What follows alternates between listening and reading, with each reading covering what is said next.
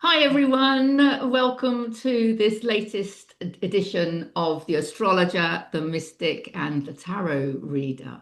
And I'm joined again by the lovely Amy Bird and Liz Nagle. Always so excited to connect with these lovely ladies.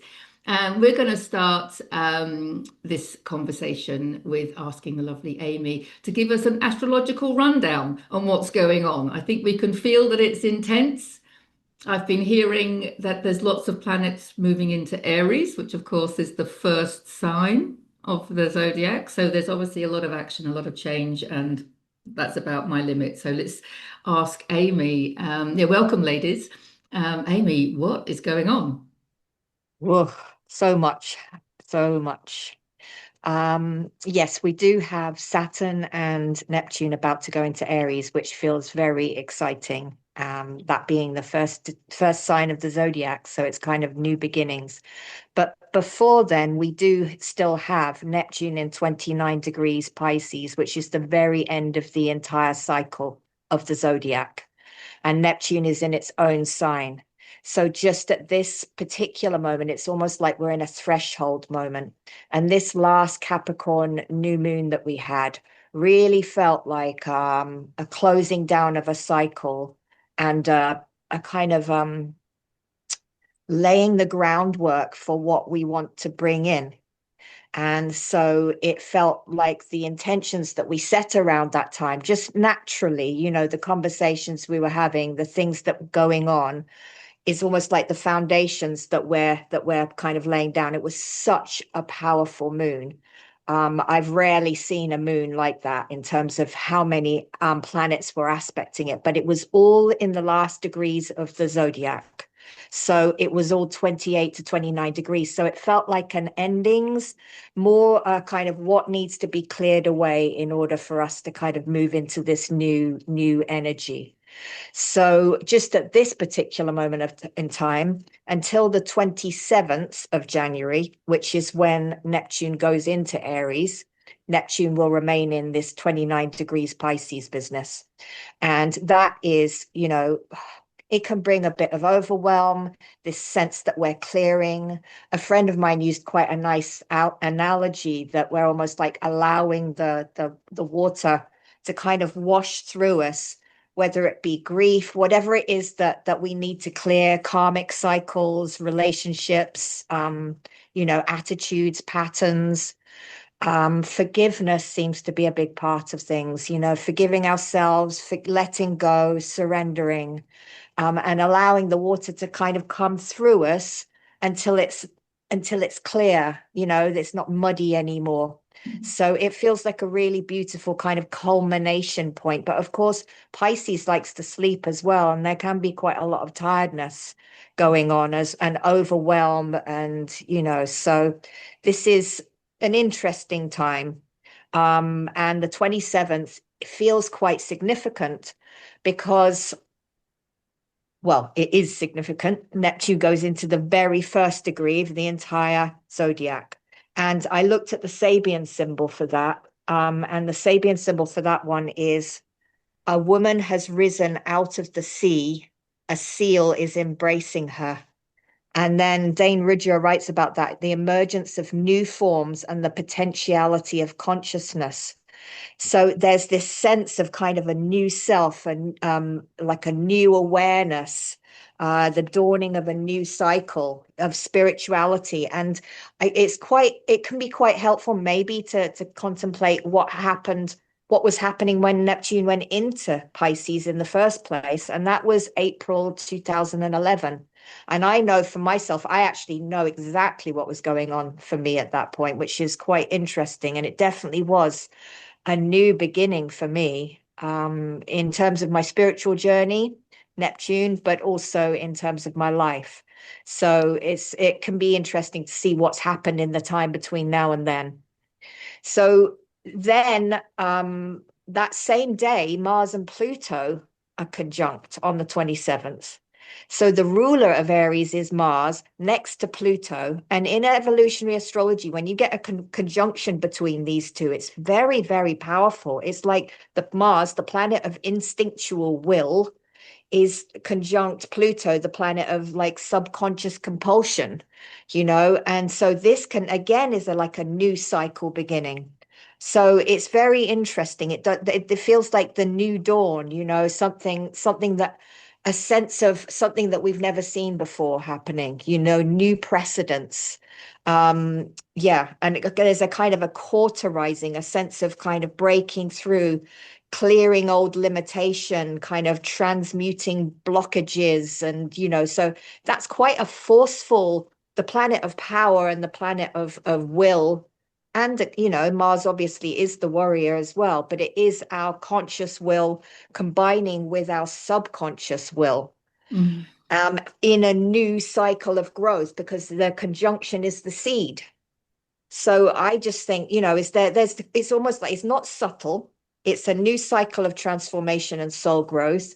And it's almost like there's a no turning back kind of feeling to it.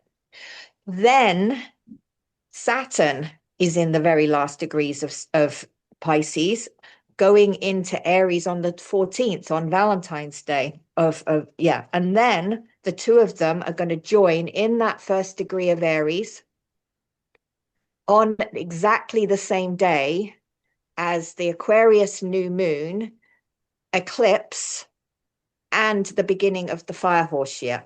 You cannot make this shit up. You really can't. It's just unbelievable, really, really unbelievable.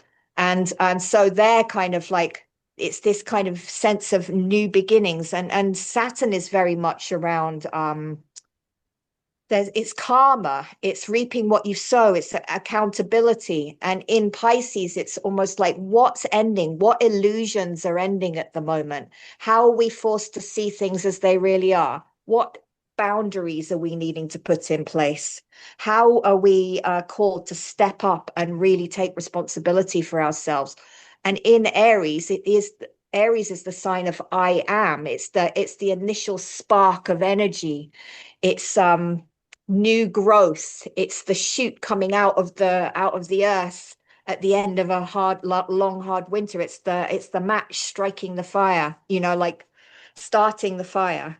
And these two joining forces on that new moon, it just feels really, really powerful. Like there's a karmic cycle ending, and there's a kind of like a sense of us really needing to follow through. And it's not about like, it's about bringing our dreams into form. And it's interesting that Sabian symbol, emergence of new forms and the potentiality of consciousness, because Neptune is consciousness, Saturn is form. So it's almost like, what dreams are we going to bring into reality? And what are our yearnings? What are our longings? And also, what structures, Saturn, need to dissolve? So, and I did have a look to see what had happened in the last, you know, in other times in history. The end of the Soviet Union in 1989, 90, that was in Capricorn, which is quite structured. So that there's ends of empires that come, the collapsing of old dreams, you know, and kind of reality over illusion and things like that. So it's like, what do we really want, and how do we make it happen? And is this something that we've never seen before? You know, and when then we have a new moon, um, and that is kind of like the birth in Aquarius of something new and collective. And you know, it's just quite a powerful time. And there's a sense that something new is being born, and it could like spread like wildfire, like the Aries business, you know. So I think this is the time of like the grieving of the old dream, and then we're going to have the birthing of the new. And right now I think we're called with Neptune in Pisces and Saturn in Pisces to kind of like really tune in and trust our guidance and trust in something bigger than ourselves. And then the interesting thing about the Sabian symbol for the new moon, the one on the 17th when Saturn and Neptune are joining forces, it's so beautiful. a butterfly emerging from a chrysalis is the Sabian symbol for that new moon. So there's a sense of breaking free of the limitation of the chrysalis, and then emerging in like a beautiful new form and ray of radiance and beauty, So I just, yeah, it feels like it's a time of metamorphosis, I think that's probably, there's so much more I could probably say, but my feeling is that something new that we've never seen before is coming, and it feels very exciting to me, and it feels like but something may need to dissolve and structures may need to fall away in order for the new growth to come. And we are going to be called to be brave in some ways. And it's like Neptune is the new cycle, is the new vision being born. And there's the inspiration of Neptune and the newness of Aries. And Aries is a sign of action. It's not passive. And then we're entering, and then Saturn, basically, you've got to build it and give it form. And then the year of the fire horse is, it's fire and it's a horse. If anybody who's been around a horse knows that they're powerful creatures, and they move very, very fast. And it's like kind of like there's a sense of speed and courage and burning away. You got to go with the times. You've got to be bold. You've got to be like, I don't know, there's a sense of risk taking and the volatility as well, of fire in the horse and impulsive. So it's like there's this kind of feeling of unstoppable momentum, and it's so interesting that we had the year of the snake and the shedding of the snake at the same time as the Western astrology of Neptune in Pisces and Saturn in Pisces, and that falling away and what needs to clear. And then they'll go into Aries just at the point when the fire horse begins. A fire sign and a fire horse. It's unbelievable. So I think that's me. It just feels very exciting to me. And I think that we can't hesitate, in some ways, like it's like move forward. Don't look back and just move forward. And we won't, and we're throwing out the rule book, you know, like and that was really shown by one of the Sabian symbols a couple of moons ago, where it was this old man looking out to sea, and it's like there was this sense of not knowing at all what was coming ahead. um, and there's this kind of potential, and here we are, we're about to kind of potentially see what that actually means. So, all right, I'm not going to keep talking. I keep thinking, oh, there's more, but no, no, no, I'll stop now. Let's catch up.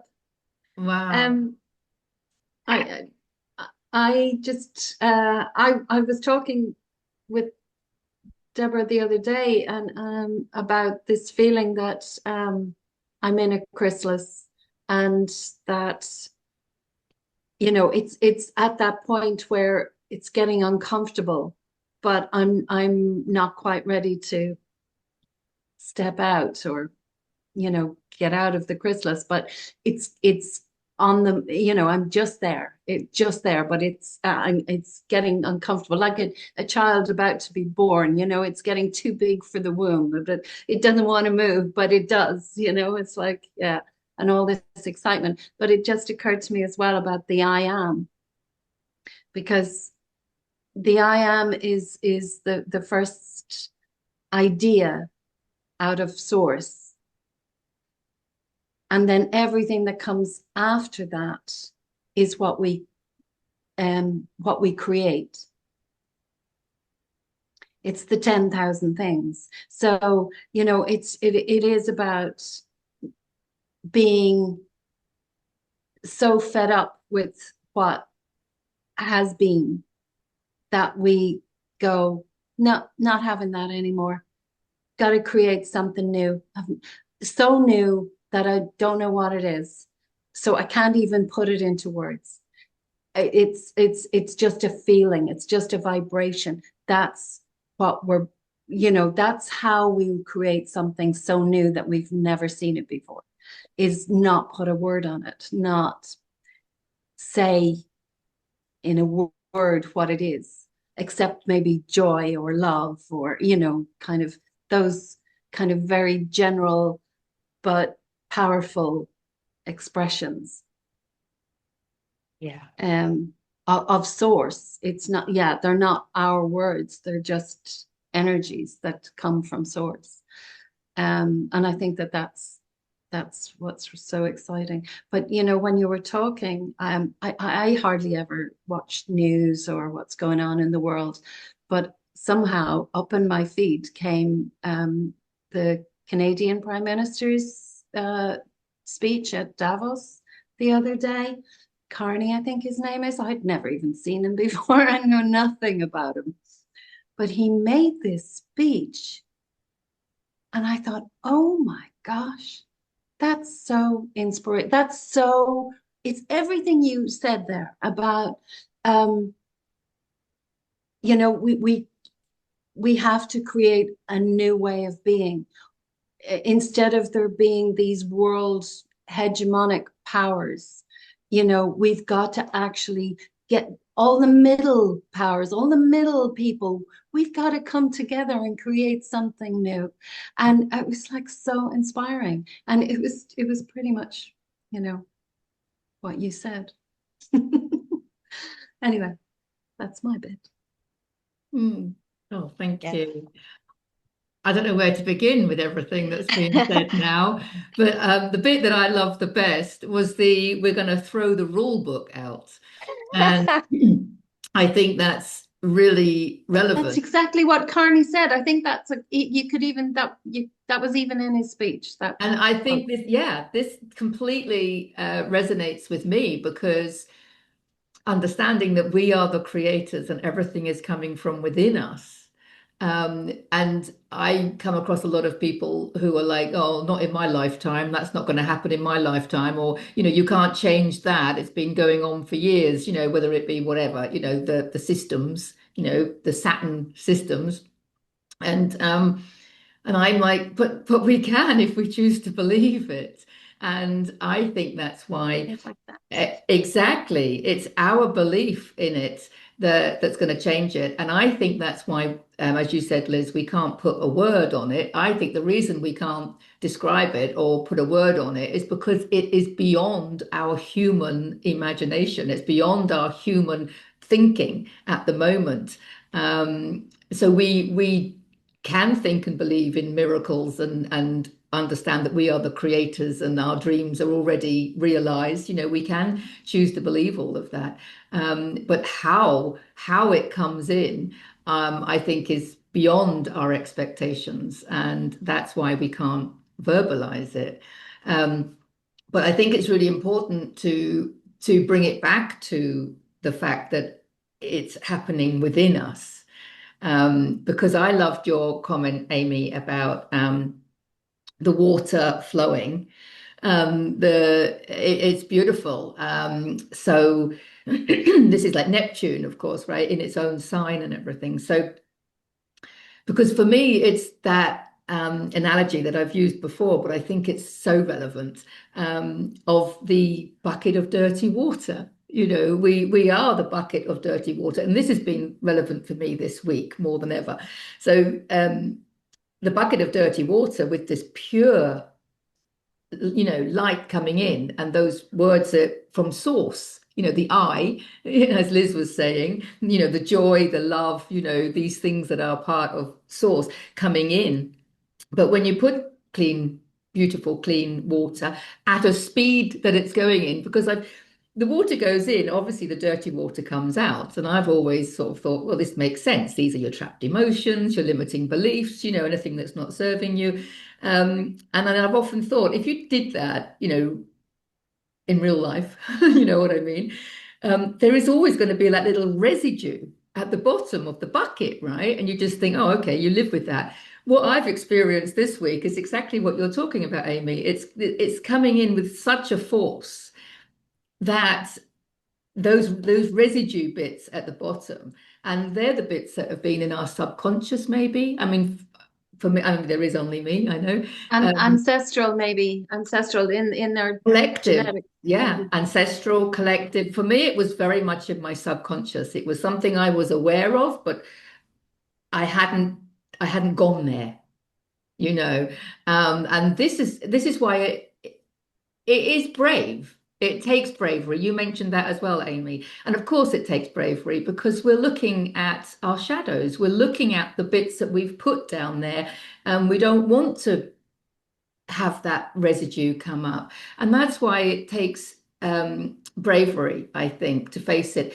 But as you were saying, the like with the chrysalis or whatever, it's uncomfortable. But there's that beautiful quote, which I never quite get right, when by Anaïs Nin that says, there comes a time when the risk to stay in bud is greater than the risk it takes to bloom. And I think that's when it's choiceless. It's almost like this energy behind us. We're actually not going to have a choice. We're going to get pushed that way because we're going to be so uncomfortable, and we'd probably be in a state of resistance if we didn't.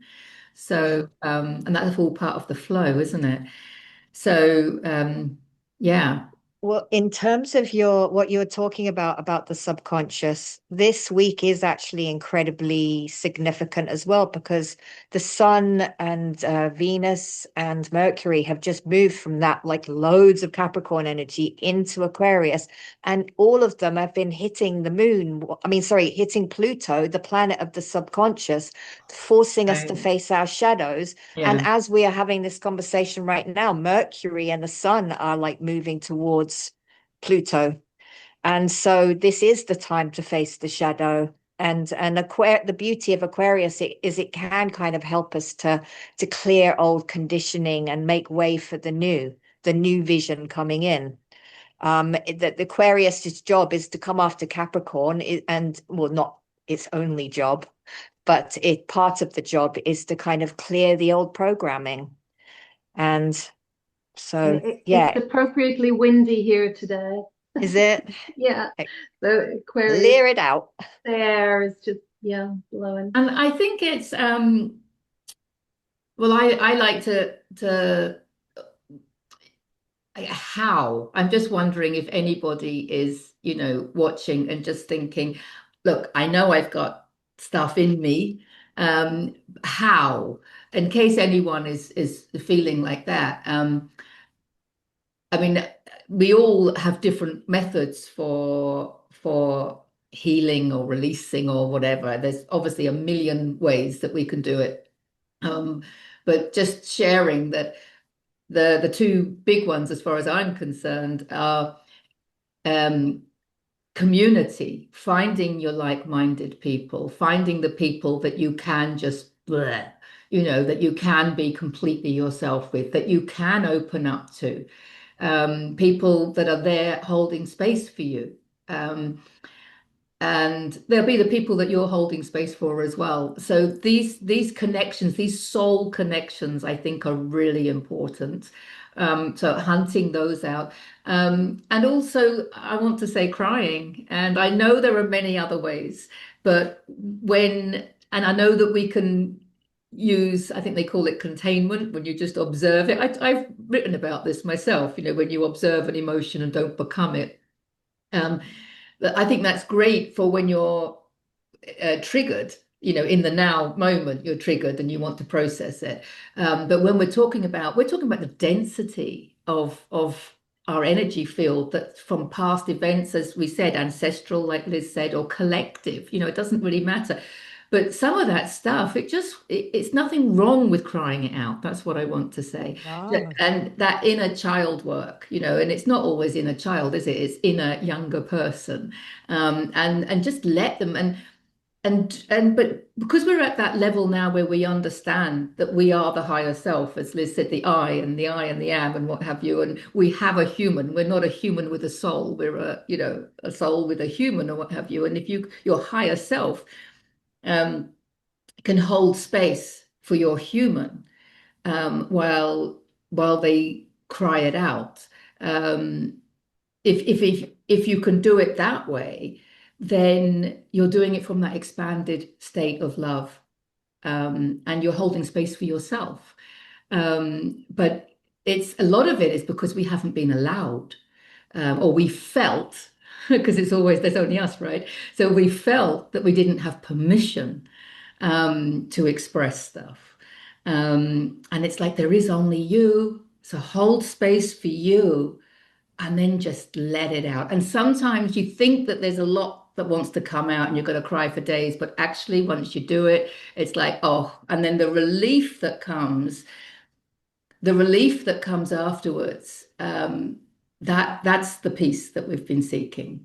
You feel the relief, and then you're like, oh, that's the peace. The I release think and the relief. yeah, the peace lies in the relief in that way. Now, obviously, there are many ways. I mean, that we can release trapped emotions. I'm not suggesting that everyone go around crying, but I'm just saying that I think there are. Um, I think we try and avoid it, and especially if there's anger in there. I think that frightens people. And I think what's happening with all this Aries energy that we're moving into is there can be anger coming up as well. It's an angry sign. It's Um, impulsive as well. and there's Act nothing first, wrong, think yeah. later. There's nothing wrong with being angry and holding space for yourself while you cry that out, if you can cry anger out or pummel a pillow or whatever, as long as it can be expressed safely and healthily, you know. Yeah. But I think that's going to frighten some people, you know, and that's why I think it's important to have the soulmates, and have the or the people, the mentors or whoever it might be, the holding space to actually allow us to express that dirty water as it comes out, you know, to Yeah. get that residue. Because you know the bits at the bottom of the bucket, they're bigger. They're like little bits of stone, you know, not just mud. So I think that's what's happening. And I on a sort of a lighter note, I am also seeing in the readings that I've been doing that January and February is very much a preparation time. So it's like Liz was saying about the chrysalis and coming out. It's very much about a preparation for March. And we don't really know what's happening. But another thing I wanted to say about that butterfly analogy, which came to me, and I think it's relevant because it's about trusting. And we are transmuting fear into love at the end of the day. And the the caterpillar is prey to the birds and stuff like this, right? So they're living in fear, you know. And yet the butterfly will go and sit on a flower, Free. and the bird is right there and enjoys the beauty of the bird. So it's a beautiful way to look at it, is what scared us or what brought us fear before actually is love. You know, that's the transmutation of the fear into love, because the butterfly is not afraid of the bird. No. And so it's about because it looks at it from a different perspective, not because the bird has changed, but because of the change from within. Yeah. I was thinking as well that what could be a really useful thing for this energy today with Mercury next to Pluto, and Pluto being that kind of emotional honesty, that journaling can sometimes be so handy as well, because it's almost like in order to put something down onto paper, you almost have to be real and true and honest, because all you're doing is being honest with yourself, right? Nobody else is going to read it. So I kind of, that was what popped in for me as a potential tool for this next couple of days to clear some things. So, so how I clear things these days is it's just like breathing, you know. I love breath work. Yeah, well, I don't. It's I. it is breath work because it's breathing, but it's simply breathing. Yeah. It's just your normal breath. And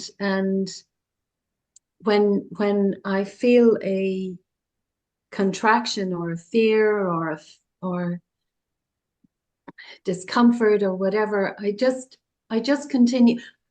I notice it, I acknowledge it, and I just continue breathing until it sort of dissolves or goes away. And maybe it doesn't. Maybe it just gets a little bit softer and looser. And but it's yeah, I mean I'm using this analogy of a shark whale at the moment, which I absolutely love, or a black hole. You could use either, but it's a shark whale is this massive, huge fish. It's the biggest fish that is. Obviously, whales are mammals, not fish. So it's the biggest fish. Anyway, it's this huge, huge fish that's actually quite beautiful. And it swims really freaking slowly. It barely moves. And the water, it just swims around with its mouth open, taking in plankton, whatever, anything, everything that comes its way goes into its mouth. You know, sometimes it's fish, sometimes it's plankton, sometimes it's cans or plastic, I'm sure. But it just takes it all in and trusting that what it needs will stay and nourish it, and what it doesn't need will be eliminated. And so it doesn't have to be discerning. It doesn't have to chase its food. It just lives with its heart wide open, taking it all in and letting it be. And that to me is just such a calming, beautiful analogy. And it just, as soon as I put myself, in the water, just swimming along, just trusting without any stories about anything, just doing, just being me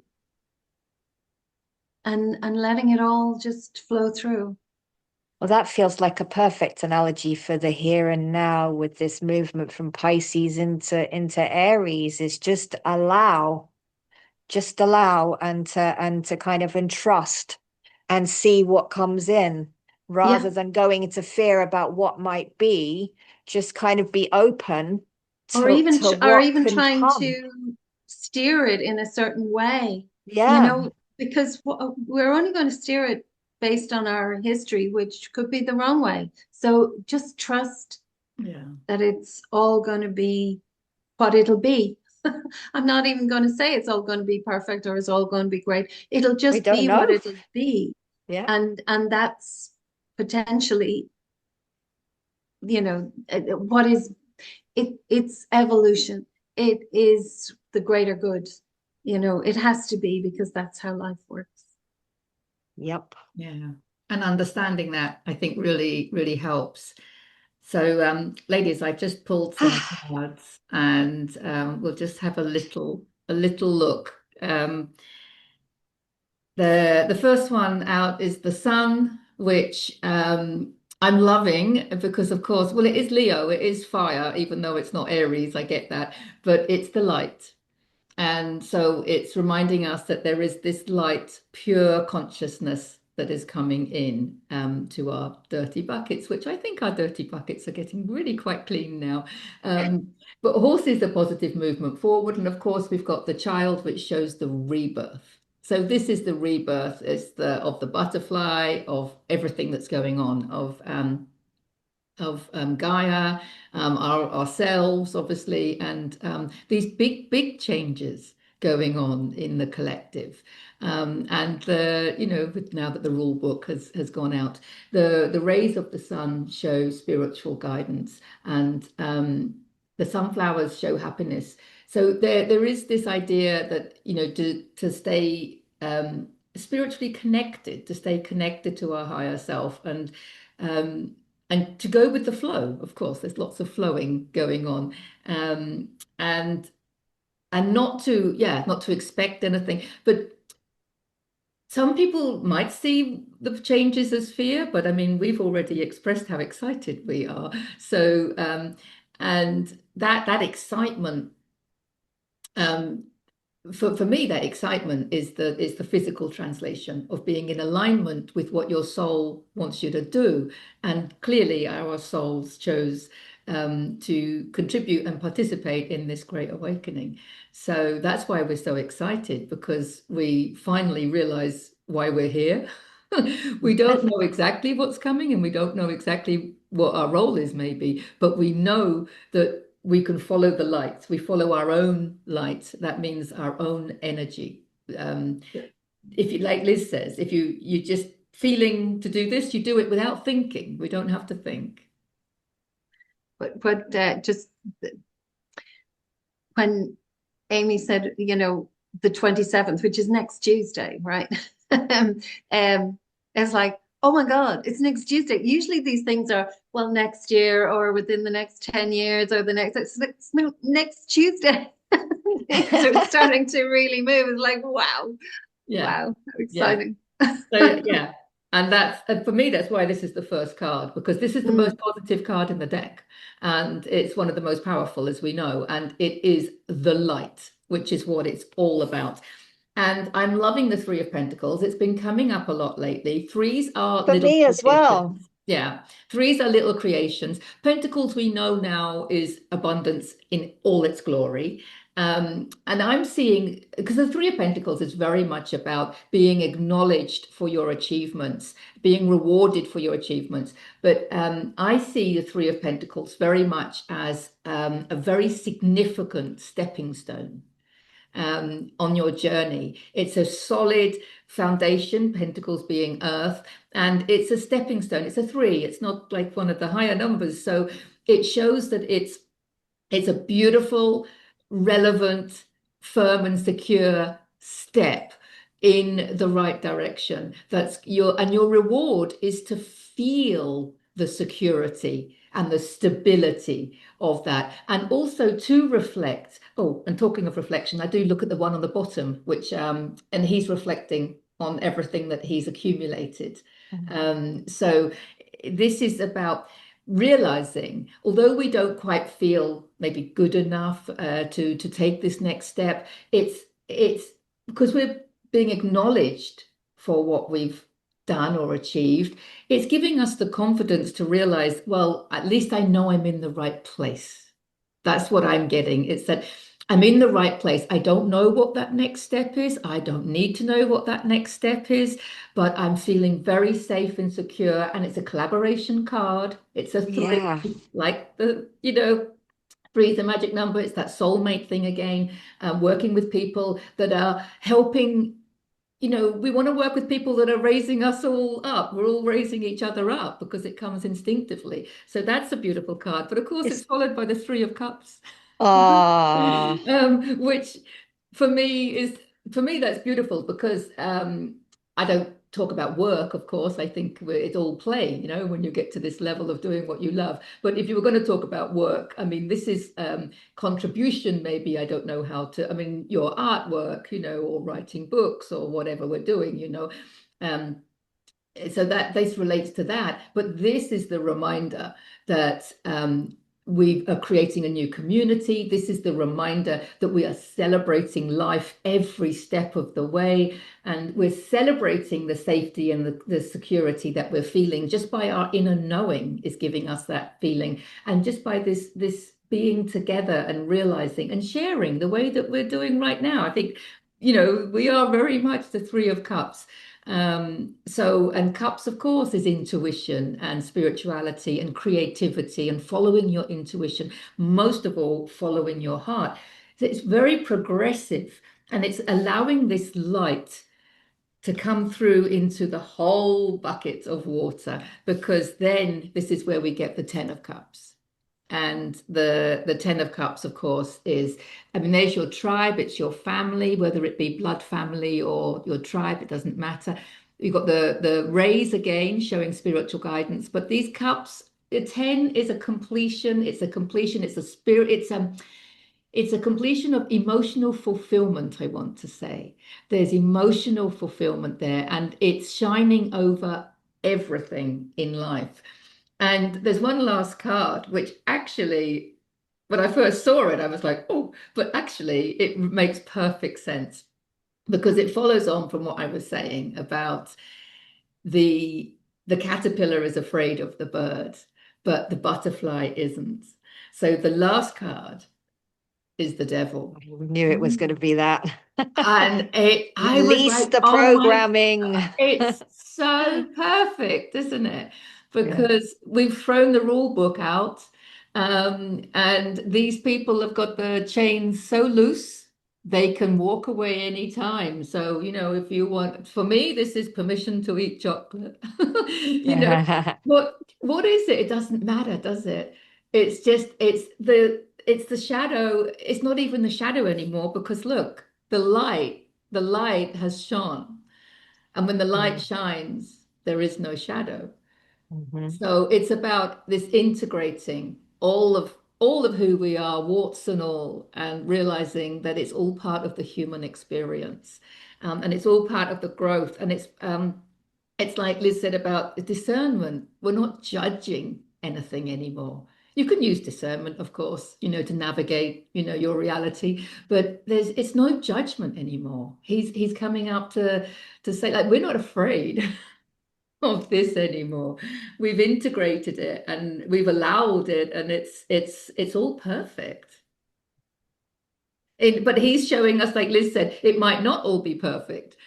And he's like, yeah. And it's like, and Yep. there's Perfect. perfection in the imperfection of it all. My feeling about that, because I've been drawing that Three of Pentacles a lot, and my kind of like feeling of it is this sense of joining together with others in collaboration to bring something tangible into form that can stand the test of time. Yeah. That's something that's enduring, and it's come Yeah. along with all of that Capricorn energy, the sense of building and laying foundations. And that's what that card Yeah. kind of has felt to me, on a Yeah. personal level, on a collective level.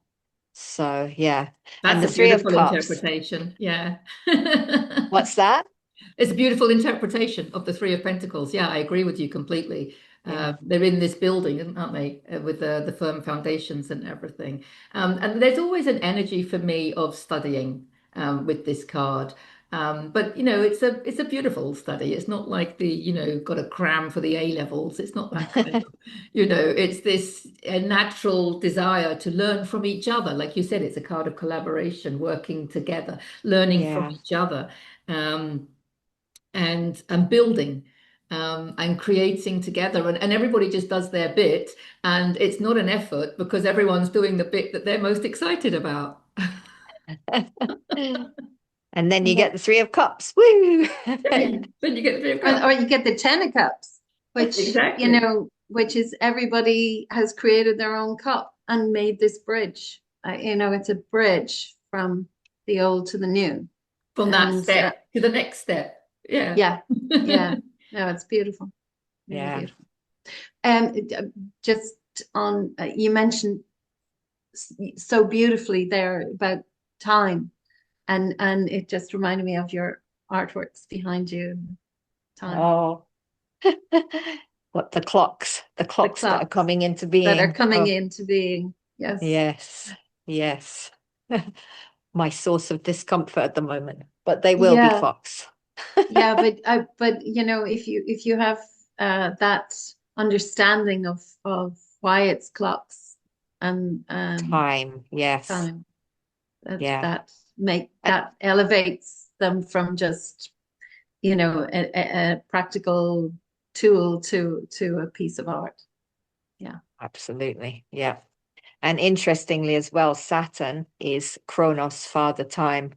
Yes. So there is this sense of that part of the whole story. Yeah, Yeah. And I yes, think it is important, because of that analogy of the water, and it's clearing everything away, but not throwing the baby out with the bathwater as well. It learning from the past and keeping what what we've built, what was built, what we're standing on, to definitely. get what has brought us to this, point where we can evolve. Is and you know, and veneration, I think it is in Gene Keys, it's the venerating the past, the ancestors, the And time the that, wisdom we have accrued over time. yes, yes, Yes. perfect. But also being like new as well. It's interesting. It's a good there's the combination between being fresh and open and ready for whatever new is coming in, but with the wisdom that we've Mm, accrued over time mm. as well, I keeping the good think bits. that's making sense as to why he's come up at the end as well, Yeah, because I think totally. there's a little, obviously he's Capricorn ruled by Saturn, but you said don't throw the baby out with the bathwater, and we're dissolving, this rigidity of Saturn, with this, fluid of Neptune or what have you. But for me, it's like, yeah, let's not just when you throw the rule book out, let's just check there might be some things in it that we need to take forward with us. And maybe he's come back to say, hang on a minute, I'm not all bad. For example, if you can see an accident about to happen, a bit of fear to scream, watch out, would be perfect. So Yes. there's a little bit of, not throwing the baby out with the bathwater with that one. So that kind of makes sense as well, doesn't it? Yeah. And But how much it's all going to be new, and then there's this sense of cycles repeating, and people always say learn from history. Why Yes. don't people learn? Yeah, But not in a fearful way, but just yeah. in a Take the good. yeah. It's the blessing that I do. It's the mother and the father, the sisters and brothers here and now, but it's the ancestors that echo through as the offspring spiral forward. It's like, yeah, we need that at our backs, that wisdom that's been accrued, those experiences that have got us to this where we're standing right here, right now, so that all of that can be spiraled out, and because it's a spiral, it's not a straight line. That's why it's important to learn from history, because it does come back, but at a higher octave, hopefully, Yes, the higher octave. definitely. And I think looking from that It's higher octave is really, really important, especially if we're going to go through this purging or whatever you want to call it.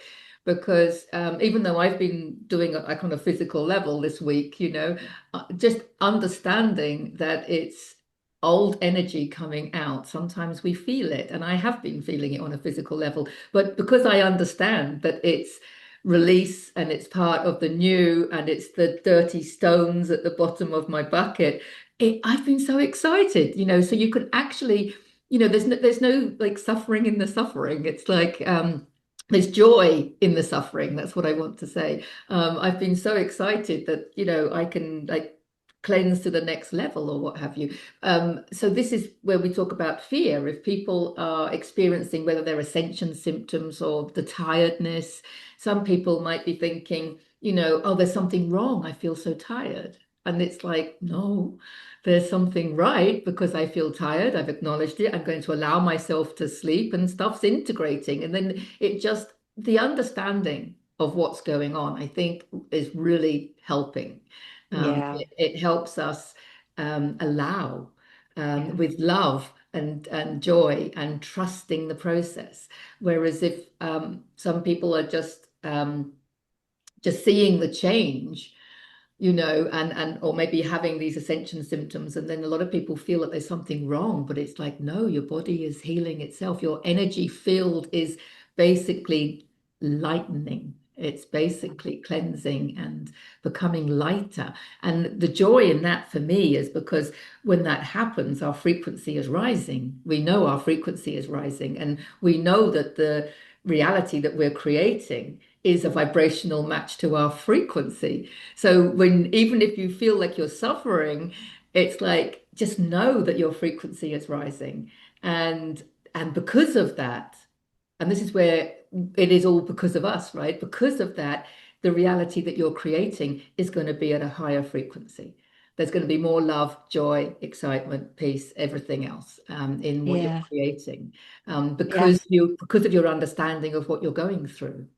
Yeah, I've been talking to people about that, what they can do, what we can do, to do the things that do raise our vibration up as much as possible. Like if you love dancing, then go dancing. If you like breath work, then do that as much as possible, do the things that can help us to kind of like, because that's all we're responsible for, right?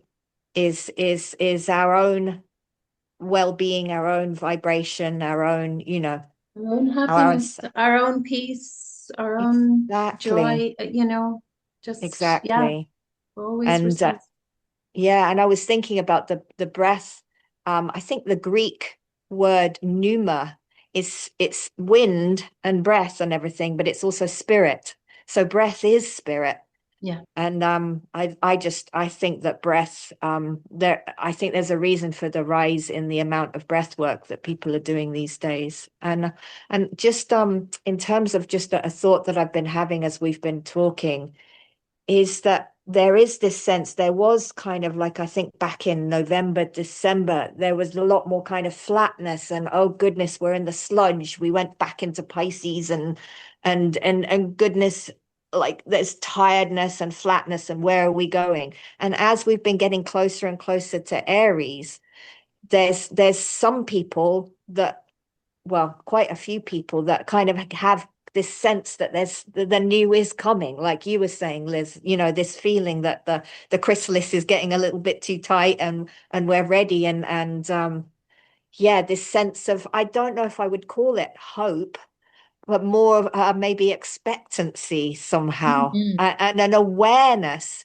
that something new is coming, and a kind of a knowing that something Knowing, new is coming. yeah, And the astrology may say it, but it's more than the astrology. It's a feeling, I yeah, think, that people are getting. So, yeah. Well, I mean, just look at the amount of activity from the sun, and yeah, the um there's yeah all these CMEs and like it's just incredible and yes and earthquakes happening all around the world, like, but they're what I'm loving about it is that they're not causing, catastrophes. There's all this activity in the earth and the sun, but instead of it causing a major blackout, which it would have done if the electromagnetic, I don't know, if if we were something was out of one way alignment, instead of the other, we would have had a complete electrical blackout on the mm, earth, but we didn't. And and there's all these earthquakes quakes happening, but they're not causing catastrophe, at least so far anyway. It's like the change is happening, but it's happening as gently and as softly, but it is happening visibly, not subtly, yes, but without causing too much trouble. Um, you know, but yeah, you could go into fear on it. But I think it's not helpful to talk about other people. I'm not going to say there is only me or there is only you. That's obvious, but it's not helpful to talk about other people feeling this or that or the other. I think it's more useful if we talk about it in terms of what we're feeling ourselves or what we may be feeling or what we're experiencing, feeling the energies around us. Because we do really need to embody this idea of us all being one. And we can only do that if we think of ourselves as having all of these feelings and all of these experiences, you know, in here. Yes. Thank you. Yes, thank you for that. Yeah. And if we talk about other people, they're all reflections of us anyway. So Yes, it's the same yes, as saying I, when we say all these people that are in my reality, it's like all these versions of me, maybe. yes. It's just that's fine when you know that that's what you're saying, but it's a use of it's an there's too much baggage attached to other people. That idea of other. There's a lot of it's too easy to push it out. I think it's better if we find another way of expressing it from our own Own perspective. place. Yeah. Hmm. Yeah, definitely. But I loved what you were saying, Amy, about doing what brings you joy. And I always think, do the thing that makes your heart sing.